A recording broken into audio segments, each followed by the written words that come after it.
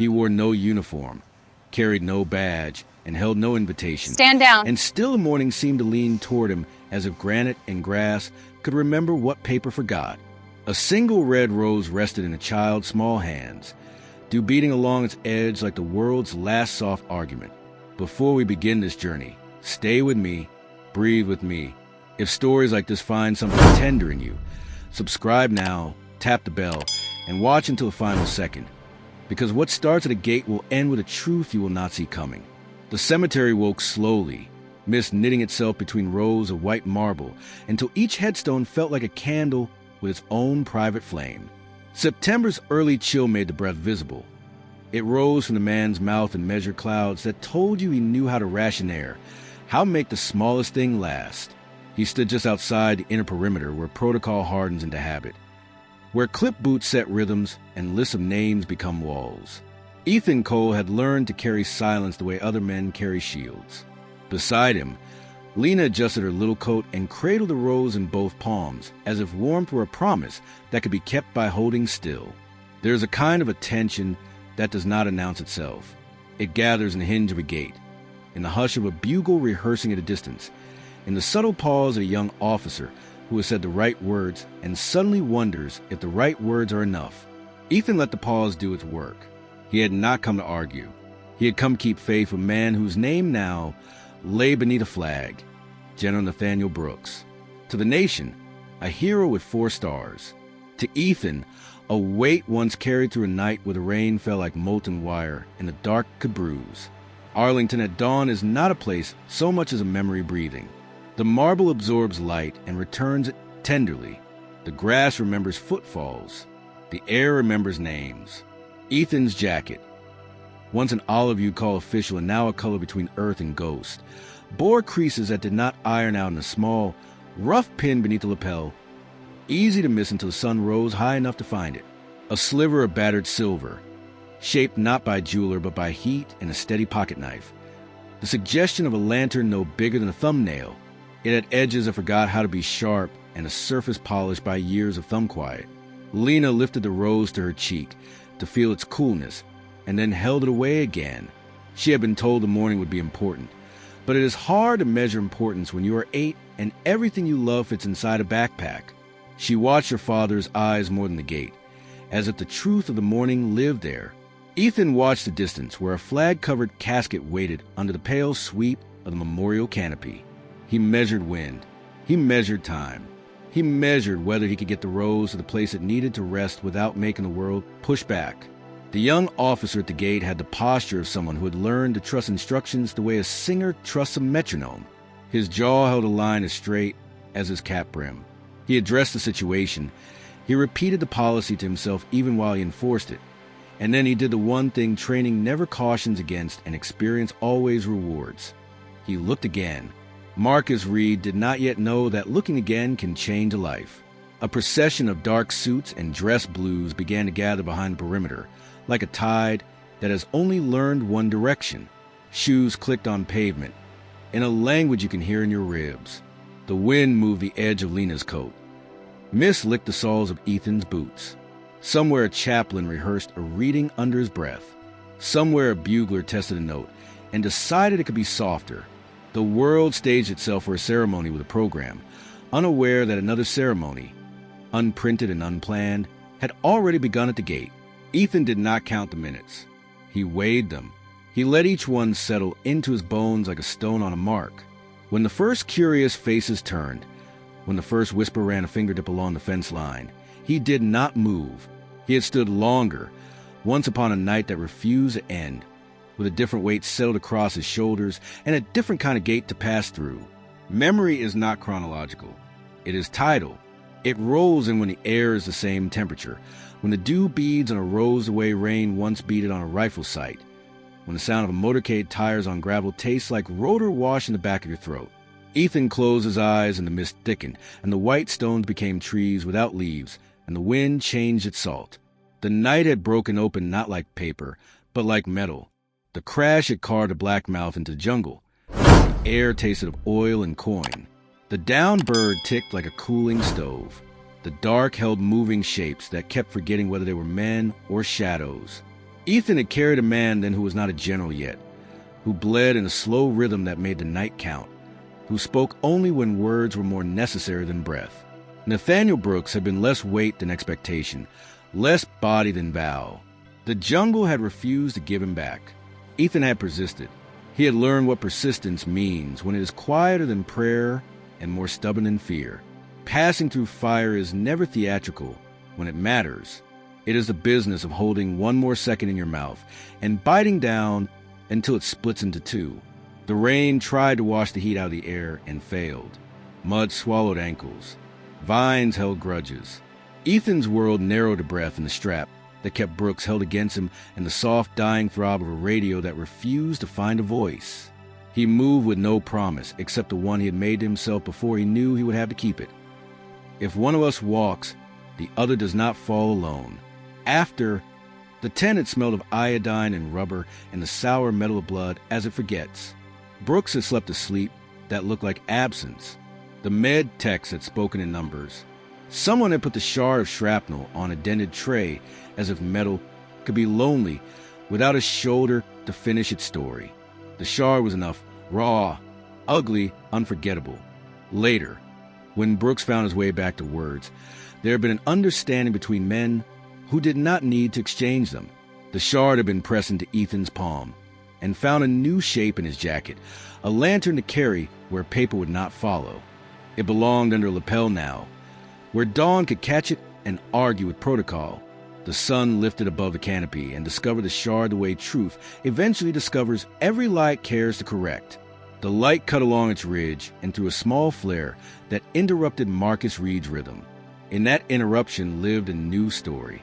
A breeze moved through the rows, and the cemetery made that small collective sound that crowds make when they do not know whether to honor or intervene. The rose in Lena's hands deepened its red and seemed to pulse like a second heart. The gate held machine still. Ethan remained where he had decided to remain. He did not need to tell anyone what promise had brought him. He only needed the morning to finish its turn. Gravel began to whisper long before the vehicles rolled into view. Motorcade air has its own weather, pressurized and deliberate. Black SUVs with windows that reflected a second sky slid through the outer approach. The posture of nearby guards sharpened by instinct, and the perimeter subtly changed its breath. A radio near Marcus's shoulder cracked to life and set 3 or 4 words loose in the air that no one else could hear. Certainly he heard them, because something in him unclenched and then retensed in a different place. General Aurora Kane did not exit the vehicle. The morning made space for her. She advanced with the plain inevitability of a front sweeping the horizon. Metals do not tell you as much as eyes do. Hers held the rare combination of calculation and mercy. She looked at the gate and then at the man by it. And the world of lists and protocols and choreographed grief made a small bow you might miss if you didn't know to look. Ceremony has a heartbeat, and you can stop it if you press exactly where the rhythm hides. The word went out because it had to. Pause. Across the field, everything obeyed with the relief of a machine, given permission to rest. The bugle eased away from a note and let it evaporate. The chaplain's breath returned to his chest. Heads turned in one slow wave toward the gate just as the mechanism engaged with a soft motor hum. Iron rolled back as if it had been waiting for the right sentence all along. There are walks other people make for you. There are walks you must make yourself. Ethan took that path with Lena at his side, the gravel underfoot rough enough to make the feet remember, the distance short enough to feel longer than any road he had known. He refused the escort that materialized because he had not come for choreography. He had come because a rose needed a place to rest, and a promise needed a place to close its eyes. Lena stepped forward with the precision of the tide, going exactly as far as it must. The red against the flag became a single decisive note in a piece that had been tuning itself for an hour. The rose did not change the world, but it changed the air standing on it. Ethan allowed himself the smallest inclination of his head.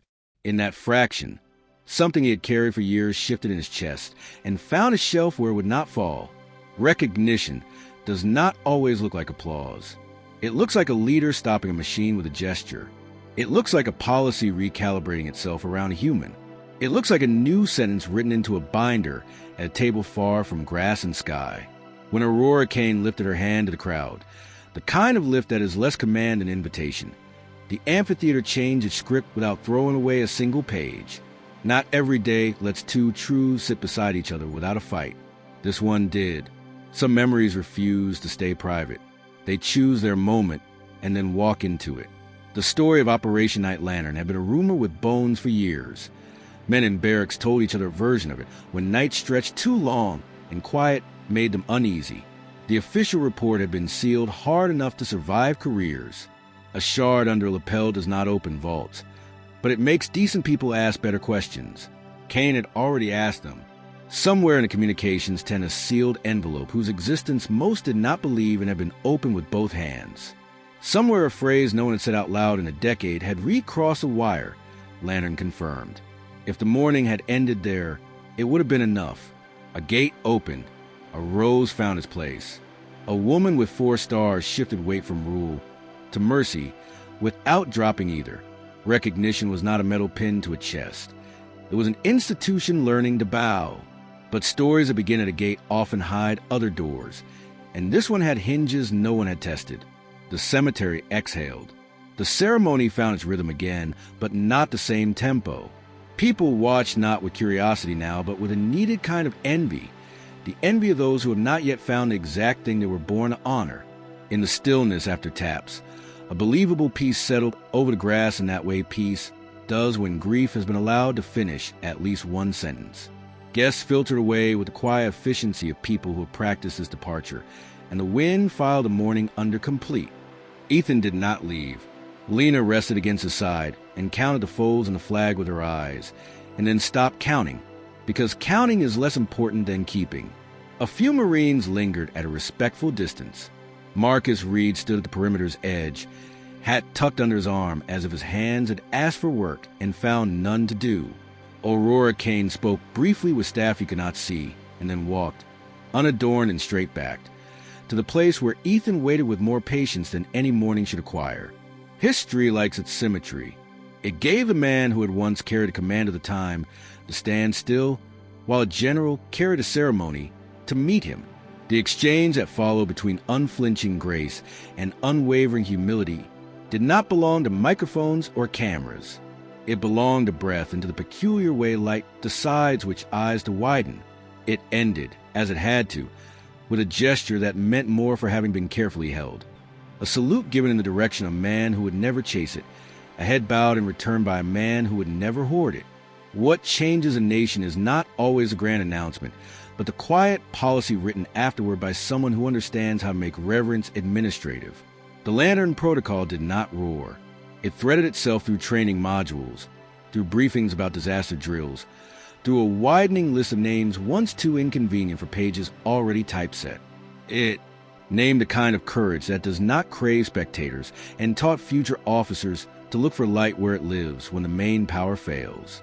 Days later, at a diner that smelled like bacon grease and mercy, Ethan sat with Lena while steam fogged the glass and winter made its first tentative arguments against fall. Seeing them there, you would not know anything had happened. You would not notice the coin in Ethan's pocket that carried a family sentence he believed in.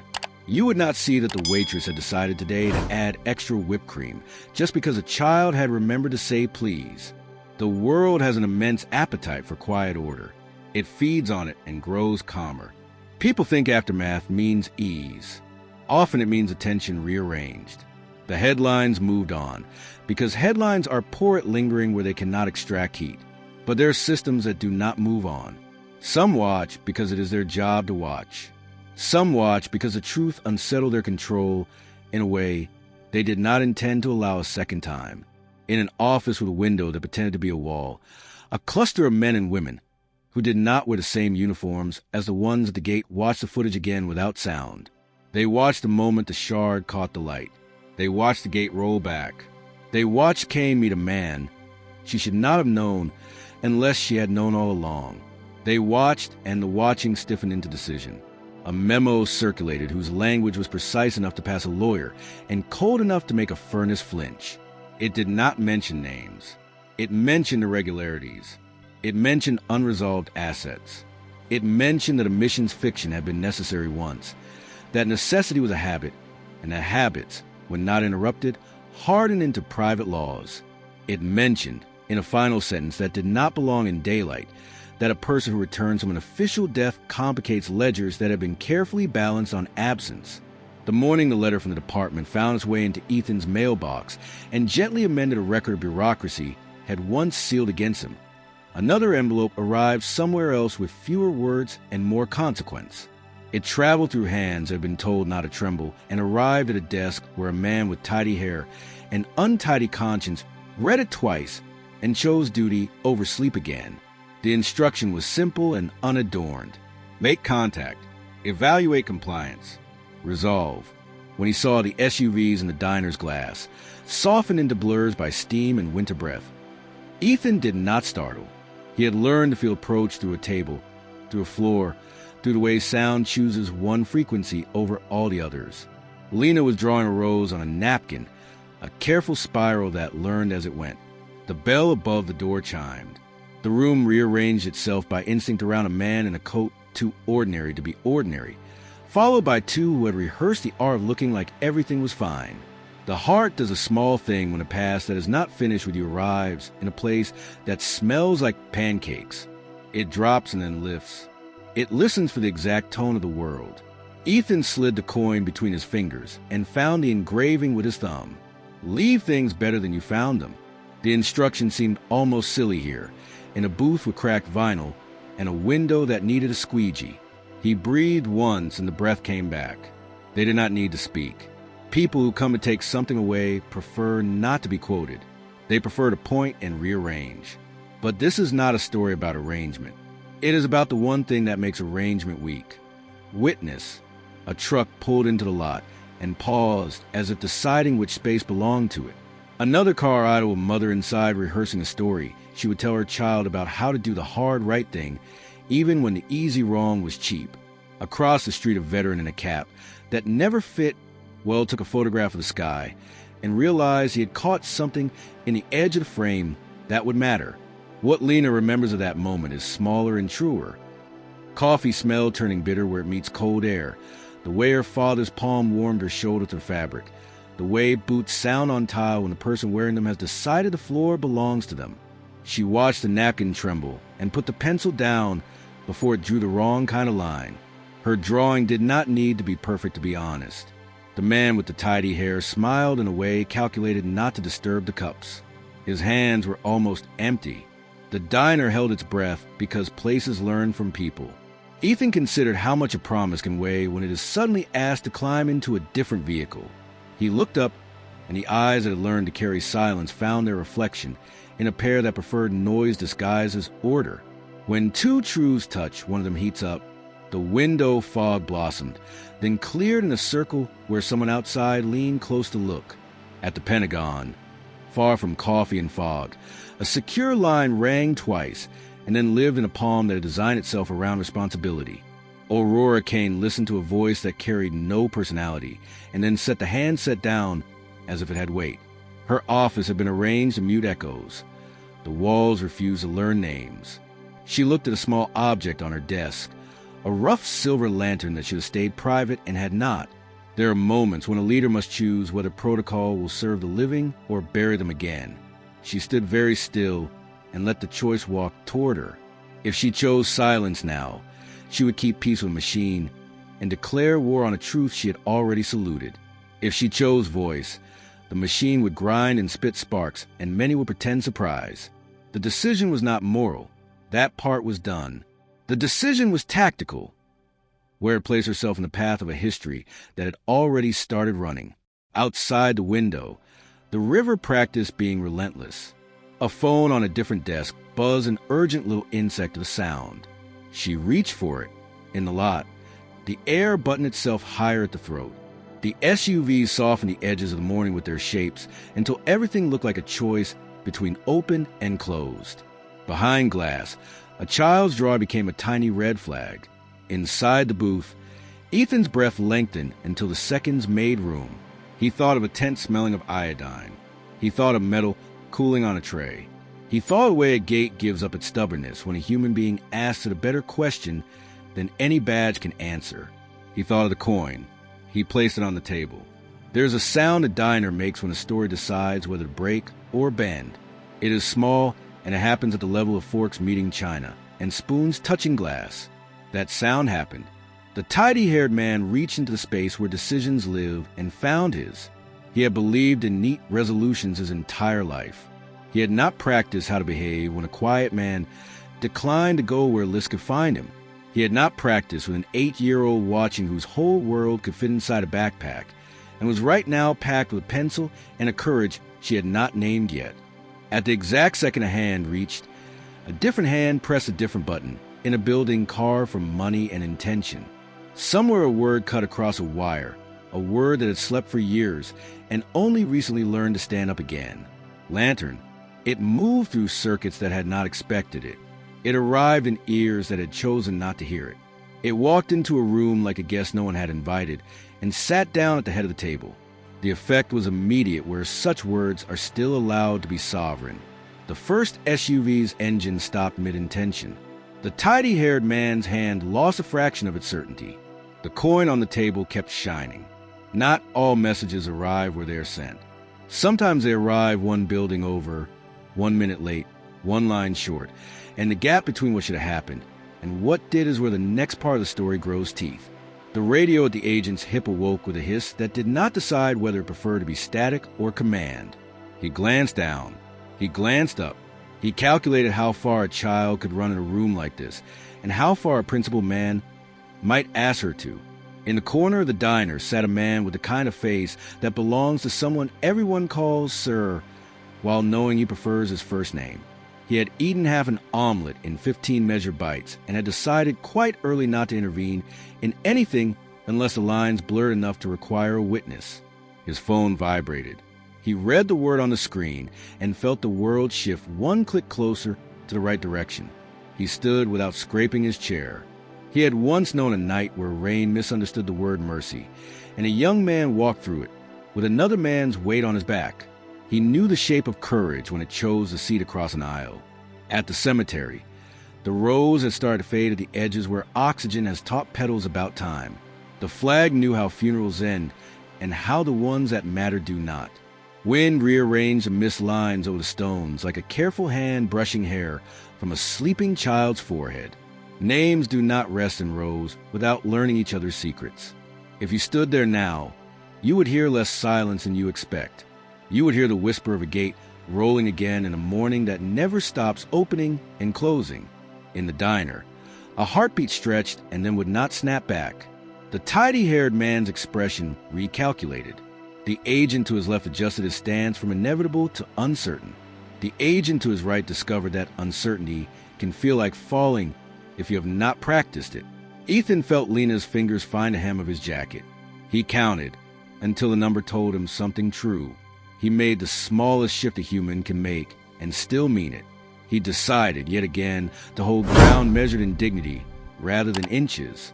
The door breathed cold air into the room, and a different figure crossed the threshold, breathless not from speed but from decision.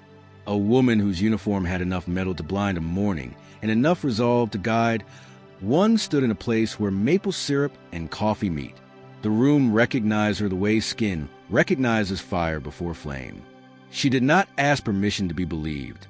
She let a single syllable enter the air, an older word than policy, a word iron smooth by use. Pause. Everything obeyed. Spoons paused above saucers. The tidy-haired man's hand found a table and stayed there. The radio on his hip panted, then held its breath. Ethan looked into eyes that had opened a gate without touching it and saw something in them that no rank can wear, a kind of grief turned into governance, a knowledge that saving face is useless if you let the person go. This is where the ending could be. If fairness were an architect and mercy a contractor, a leader appears at the edge of a bad intention, says the right word, and the day remembers its oath. But fairness is a sculptor with slow hands, mercy a mason who likes to take her time. The room felt the first brick set. It did not yet feel the wall. Outside, a fourth SUV slid into a space that did not exist until it made one. Its doors did not open. The windows did not roll down. The engine did not purr so much as calculate. It had arrived one instruction behind the others. carrying a memo written by a person whose promotion depended on pretending the word lantern had never been carved into any metal. The radio in the tidy-haired man's ear did not hear this vehicle. Radios do not hear cars. Men do. He did. He looked up. He revised everything. He chose the wrong revision. He reached not for a weapon, but for a decision. His fingers closed around the kind of certainty that turns men into instruments. In the second between reach and result, in the space where a child's breath holds, where a leader's jaw sets, where a coin glints in a patch of steam-softened light, the future tipped forward into a moment clean enough to cut. The new SUV's rear door opened the precise what a mistake needs. A shoe touched asphalt. The diner's bell inhaled to announce what it could not possibly understand. And then the power failed. Not in the building, in the block, in the grid. A stuttering, swallowing dark rolled out in a line. So stray electricians would later describe it as surgical. Coffee stopped steaming. Neon flickered and went a prayer. For an instant so thin it could fall through a crack in your certainty. The world looked exactly like the night that gave Ethan his shard. The tidy-haired man froze. The agents widened their eyes without moving their feet. Aurora Kane did not blink. Lena, who had not learned yet to be afraid of the dark, squeezed her father's coat and fell to become stiller than standing. The power did not return. It recalculated. It preferred a different route. Somewhere far from the diner, a console lit with the kind of green that means somebody smart decided to intervene. A whisper along a wire pronounced a name like a password. Lantern. The SUV outside changed its mind or pretended to. The door kept opening. The diner's bell found its voice and let it out in a single clear note.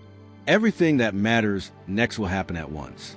To see who steps through the door, to learn why the blackout is not an accident, to discover what the sealed ledger still is a man who refuses to be erased.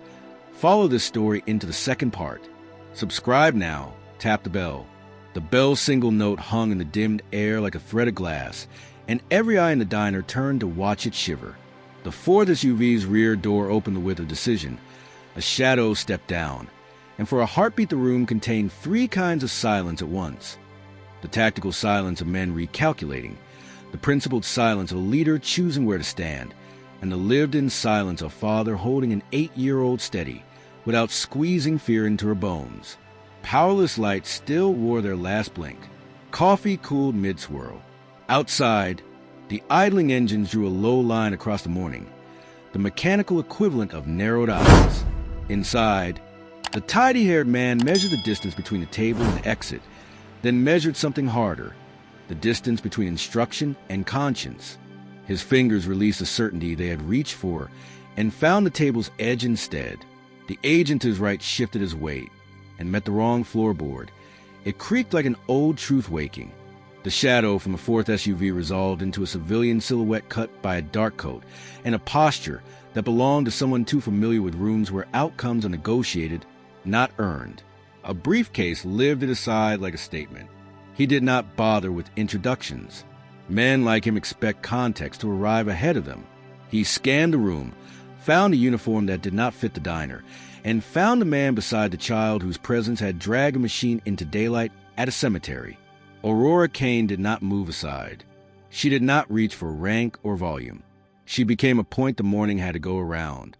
When she spoke, the word traveled without friction, a precise instrument rather than a shout. Stand down. It threaded itself into the blackout's hush and hung there like a lantern on a nail, simple and serviceable. The tidy-haired man's earpiece hissed with static that wanted to be a command and failed. The agent to his left exhaled a breath he would later deny to himself. The civilian from the fourth SUV angled his head as if listening to a note only he could hear, and then cut the distance of the booth by a careful half-step. The way a chess player advances a piece, he can afford to lose before moving the one that matters. Ethan let the room tell him what to do. It chose again to hold still. He placed a coin on the table, so the engraving faced up, a small bright truth in a dark grid. Leave things better than you found them. Lena kept her hand at his jacket hem. The other palm laid flat over the napkin where the rose's spiral had just begun to bloom. She glanced toward Kane and, seeing the general's face the same quality she trusted in her father, let her shoulders drop a fraction, an 8-year-old's version of choosing courage over noise. The civilian opened the briefcase with the soft authority of expensive hinges and produced a folder whose thickness felt like a threat. He laid it atop the coin's gleam as if paper could smother light. He looked at Ethan the way auditors look at numbers that refuse to fit columns. The blackout deepened the lines at the corners of his mouth, but it did not touch his certainty. He tapped the folder once with 2 fingers. Kane's gaze did not move to the paper. It moved to the room, door, windows, line of sight, then to Lena, then to the tidy-haired man's hands. She recalculated something internal and invisible, then stepped enough to place herself between the briefcase and the child without performing it. The agent saw the geometry change and hesitated a second too long, which is how daylight squeezes into places held shut by habit. Across the street, a compact car idled in the space that used to belong to the tailor. Inside, a woman watched her phone and the diner and the SUVs and tried to parse which part of the story her son would understand. In the rearview mirror, a second car rolled up and a familiar face appeared. Familiar not to her, but the story that had been shifting since the gate rolled back. Marcus Reed stepped out, wearing neither uniform nor indecision. He had followed the lantern, whispered the way a diver follows a taut line back to light. He crossed the street without calling attention to himself and took a place by the door where a man can either hold or open, depending on what the moment requires. Inside, the civilian's tone lowered to something meant to sound inevitable. The folder opened. The top page was thick with blackout bars and old seals. He eased it toward Ethan like a ritual. See how official this absence is. See how long we have practiced not seeing. He set a pen across it with the precise alignment of a man who finds comfort in 90-degree angles. Kane did not reach for the folder. She reached for the one thing that cuts through rooms like this without raising dust.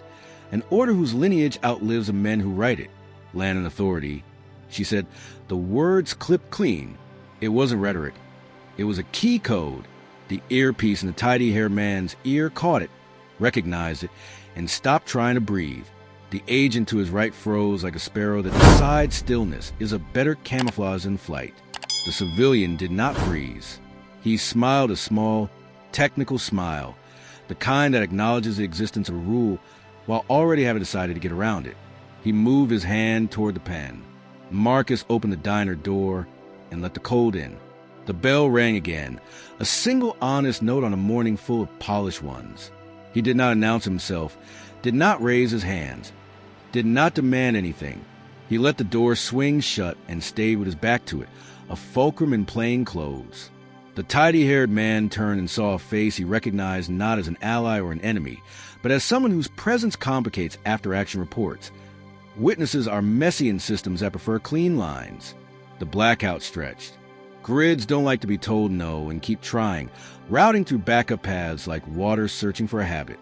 Somewhere a substation received an instruction it had been told to ignore years ago and, out of respect for an old directive stored in a forgotten table, honored it anyway. Power didn't return yet. Phones gasped back just long enough to let a single text arrive in a single palm. Hold where you are.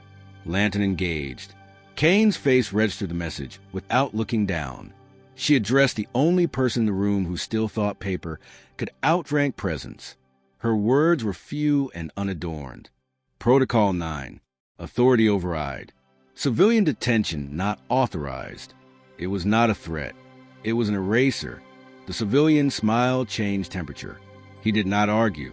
He gestured the pen a second time, a tiny gravity well of insistence, and for an unlikely sliver of time the diner held 2 forms of power and balance. The formal weight of file and the human weight of life lived so squarely that files looked flimsy beside it. Ethan did not reach for the pen. He picked up the coin instead. He set it in the civilian's open palm, metal warm from skin. He let the man read the 4 words he had been using as a compass long before anyone else knew what direction might be required. The civilian closed his fingers reflexively and, for the first time since stepping inside, lost the story's rhythm. He had never been handed something that simple and that scalding at the same time. The blackout receded, not all at once. Edges first. The neon over the register collected itself. Decided glamour didn't suit and lit up as mere red and blue again. The coffee maker sighed like a relief choir. Light bulbed back into the room in sections, small soft squares against chrome. The sound that replaced the hush was ordinary. Plates touching plates, someone clearing a throat, a child's pencil returning to paper. Ordinary is what justice wants most to protect. Outside, the fourth SUV idled 1 degree quieter.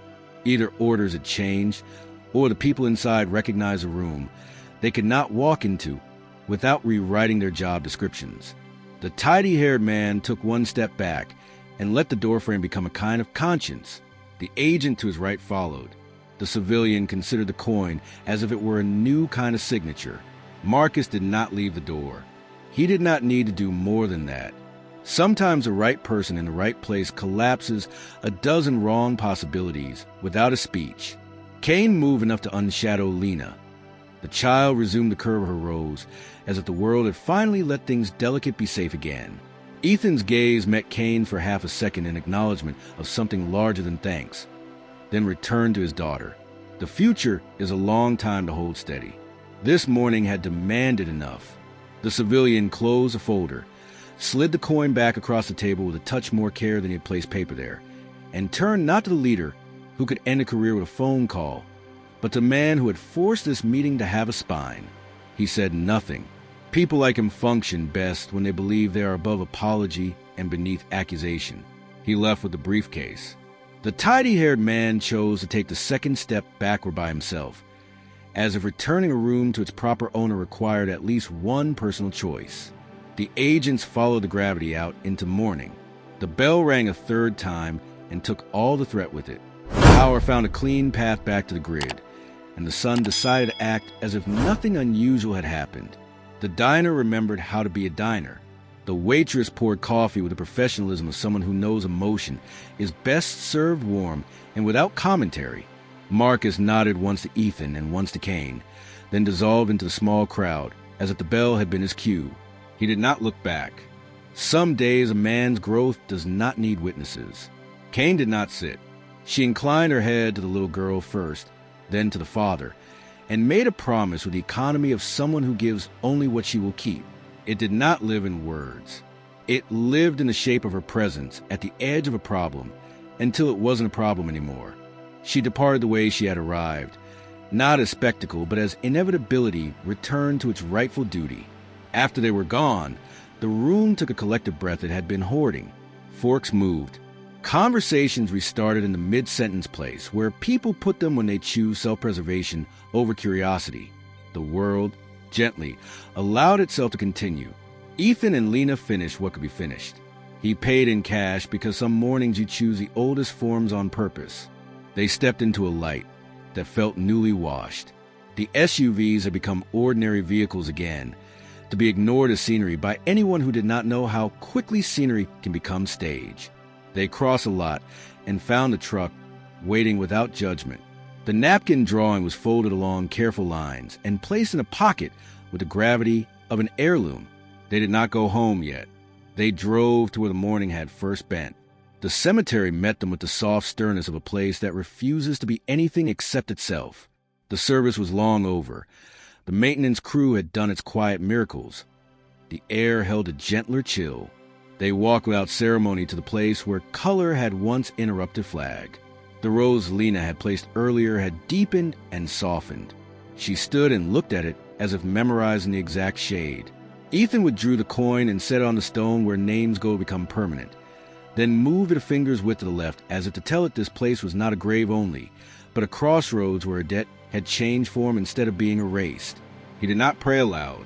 He let the gratitude move through his chest like a bird that knows its way home. He breathed once for a man whose decisions had saved more lives than official narratives could hold. He breathed once for a leader who had understood in time that the purpose of power is not to protect itself. He breathed once for a child who had taught a room full of adults how to tell the difference between authority and worth. On the walk back, Lena stopped beside a row where the dates were closer together than they should have been. She lifted her chin and considered them the way only the very young can. Honestly, without philosophy, with all the logic of heart that has not yet learned to lie to itself. She tugged her father's sleeve, and he bent, and she whispered the kind of question adults never answer well. What do we owe? He did not answer either. He squeezed her hand and kept walking, because sometimes walking beside a child is the only correct answer. The work that followed did not happen on screens at Trend. It happened in windowless rooms where new language was written for old duties, in training halls where young officers learned to let stillness speak before assumption shouts, in classrooms where a photo of a red flower on a folded surface sat next to definitions of honor students could carry without wincing. The lantern protocol embedded itself like a good habit. Quiet first, patient, unshowy, relentless. Marcus stood often at the threshold of rooms where paperwork meets person and practiced the art of noticing without being asked. He learned to interrupt only when interruption served dignity, not ego. He carried into every shift the memory of a man who had not moved and a gait that had, and discovered that restraint, rightly applied, is a form of courage. The civilian with the briefcase returned to a building that tried very hard not to keep mirrors. He filed a report that did not hum with triumph. He set the coin on his desk and found it unshelvable. He wrapped it in a handkerchief and slid it into a drawer he did not open again for a long time. His superiors studied footage and decided publicly to say nothing. Quiet has more faces than people remember. Kane's office learned to expect more footsteps. Some came with thanks. Some came with stories long denied permission to exist. She did not keep trophies. She kept letters. She read 2 a week and wrote 3 in reply. She never mentioned why the power had failed in 4 square blocks that morning. She did not need to. The failure had done its job. Ethan returned to a life that looks unremarkable from the distance of an overhead map. He worked with his hands and listened with his eyes and refused to confuse quiet with surrender. He taught Lena the skills children should learn: how to tie a knot that does not slip, how to tell the sky what the weather is going to do, how to carry a story without making yourself its hero, on a wall where no guest would see it unless they belonged in the house. He placed a small frame with nothing inside it but a linen scrap and a shape bright as a small, stubborn star. Weeks later, he and Lena stood again at the cemetery with the kind of ease that comes from having decided you will not let a holy place become a stranger. The air was different, the kind of cold that taps teeth and makes breath look heavier. They brought nothing this time. The coin remained where it had been left, a soft gleam against stone. A groundskeeper had not moved it. He had seen too many families try to leave permanence behind and mistake this for litter. A man approached along the path, older than his cap, younger than his limp. He paused a respectful distance away and studied the coin's glint as if a language he used to speak fluently had just returned. He did not offer his name. He did not ask theirs. He lifted 2 fingers to his brow in a gesture that belonged more to gratitude than to rank, and continued down the line of stones to do the same at 3 more markers. Lena watched and filed it somewhere important. The diner lived on. It is what diners do. The bell learned to announce just eggs and sweet tea again. The waitress perfected a technique for pouring coffee, so that the steam looked like ribbon. The tidy-haired man came back once without the briefcase and sat in a corner and stared at the door as if meetings might walk in if he waited politely. They did not. He left a tip that said more than his report ever would. From time to time, a letter arrived in a mailbox off a road without sidewalks. It came with official crests that made neighbors nervous and with language that tried to take up too much space. Ethan read them only once each and filed them in a place made of wood and sanity. He did not need permission to keep the life he had already chosen. The only reply he ever sent was a short note with 4 words and a small drawing done in pencil by a careful hand. The 4 words were the same ones he had placed into a stranger's palm in a room that had been asked to be braver than usual. Leave things better than you found them. One afternoon, when the light did that generous winter thing where it forgives bare branches for looking like bones, Ethan showed Lena how to oil a hinge until it remembered how to be quiet. She concentrated with the seriousness of a surgeon and wiped the excess with a rag that had long ago stopped caring about its original color. She asked why this mattered. He answered by opening and closing the door and letting her hear the difference. She smiled as if she had been given a new word and could not wait to try it in sentences. Later that evening, as the day folded itself neatly and slid into a drawer kept for sleep, he placed the coin back in his pocket, not because he needed to decide who to be, but because some compasses deserve warmth. He checked the windows. He checked the stove. He paused in the doorway of a small room where paper cranes had begun to accumulate like gentle arguments in favor of hope, and turned off the lamp. The systems that had tried to make him a line item did not forget him. They learned something more valuable than how to insist. They learned how to stop when they should. Men who carried briefcases began to carry questions instead. Women who signed orders began to sign acknowledgments. Lantern did not become a brand. It stayed what it had always been, a simple, bright reason to do the braver thing when the easier one has more signatures. At Arlington, wind made a clean sound across the field. A single maintenance worker paused near a marker and noticed a coin he had left alone on purpose, still catching a slice of sun. He tipped his cap toward no one and everyone, then continued along the path with the slow patience of someone who knows care is just love practiced. If you have walked with this story from the gate to the diner and back to the stone, you already know where it lands. It lands here, in the ordinary light of an afternoon that asks nothing more of you than to show up for the promises you've made, and the people who have kept theirs in a quieter pitch than applause understands. If it found something honest in you, tell us where you're watching from and who your lantern is. Share this with someone who believes in the kind of courage that doesn't need a microphone. And if you want more stories that hold the door for dignity and let the light in even when the grid fails, subscribe now and tap the bell. We'll keep a place for you.